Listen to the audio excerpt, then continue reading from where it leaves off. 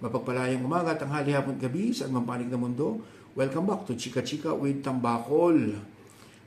Please like and share po sa ating mga episodes, sa inyong mga FB accounts, at sa mga kaibigan sa social media.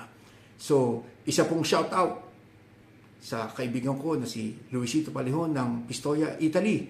Batang Kalawan po yan. Maraming salamat pa rin, Luis, sa patuloy na pagsubaybay at pagtangkilik sa ating programang Chika Chika with Tambakol. So mag-proceed na po tayo ngayon, mga kachika-chika. Ang title po ng ating episode ngayong gabi ay Sona at mga buhaya. Sona na naman, taon-taon ginaganap ang State of the Nation Address ng Pangulo ng Bansa or Sona. Isang event kung saan maglalabasan, paparada, sa red carpet ang mga magagarang tagbarong Tagalog, trahe ni boda ng mga buhayang kongresista, senadores at mga may bahay nila. Mga damit na ginasusan ng limpak na salapi habang ang mga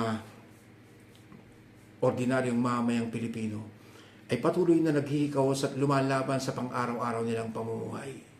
Alam mo ba na ang katumbas na halaga ng isang barong Tagalog ni kongresista, senadores, trahe di boda ng kanilang may bahay ay katumbas ng 4, 5, 6, 7, 8, 10 buwang sahod ng isang ordinaryong minimum wage earner. Paano na kung hindi ka pa minimum wage earner, mas mababa sa minimum wage sa sahod mo? E di, mas may kurot, di ba ka? Ayan po ang realidad ng buhay natin, mga ordinaryong mamamayang Pilipino. Ha? At dahil sa event na ito, milyon-milyong piso mula sa kaban ng bayan ang gagastusin. Pera natin yan, taxpayers money, para lamang sa preparations ng event, para sa seguridad ng mga buhaya, masasarap at marangyang pagkain ng mga buhaya, masarap at mamahaling drinks tulad ng champagne ng mga buhaya. At syempre, ang mga buhaya ay red carpeted din habang pumaparada papunta sa Batasan Hall.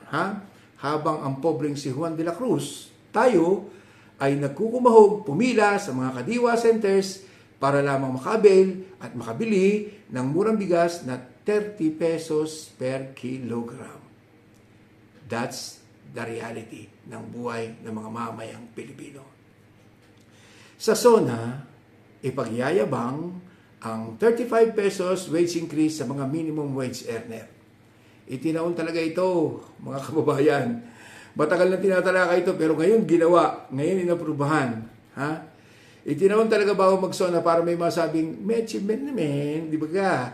Para pagtakpan ang patuloy na tumataas, lampas leeg ng mga presyo ng bilihin at bayarin ng mga bills ng mga ordinaryong mamamayang Pilipinong tulad natin.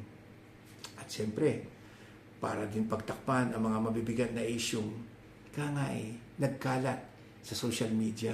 Ito yung mga issue ng korupsyon na kung saan involved ang mga different government agencies natin ng ating gobyerno.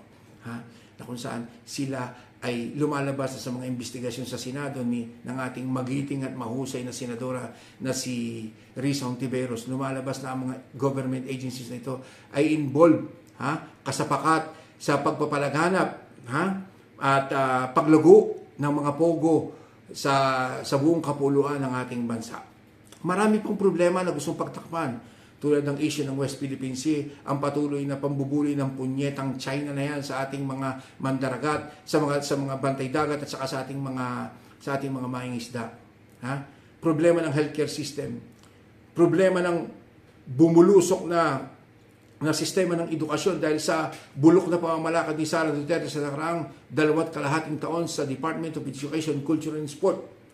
Kasama na dyan yung mga mahal na bilihin, mahal na pamasahe, at kung ano-ano pang mabibigat na problema na kinakaharap natin mga ordinaryong mamayang Pilipino.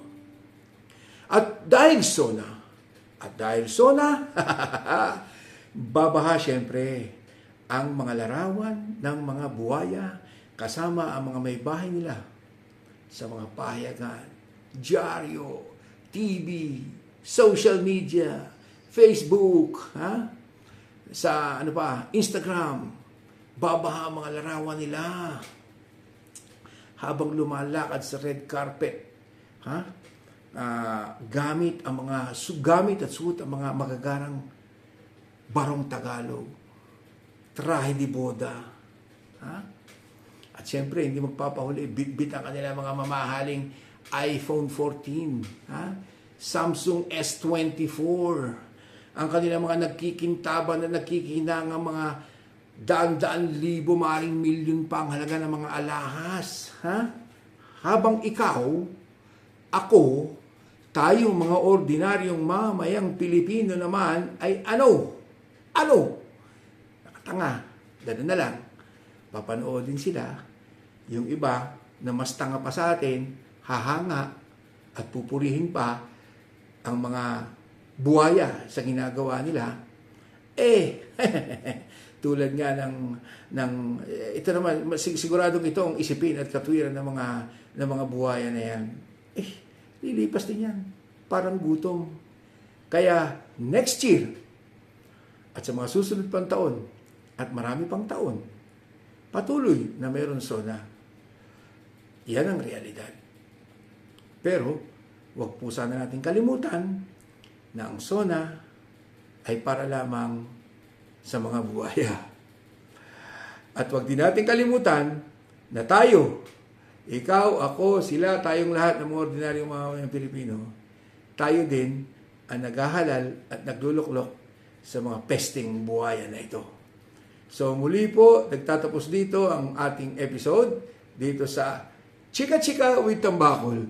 Naway ang ating tinalakay ngayong gabi ay magkaroon ng konting pitik sa ating mga kaisipan. Magbigay ng konting ideya kung ano ba yung realidad ng SONA. Ano ba ang epekto nito sa ating kabuhayan bilang mga ordinaryong mamayang Pilipino? Siguradong wala.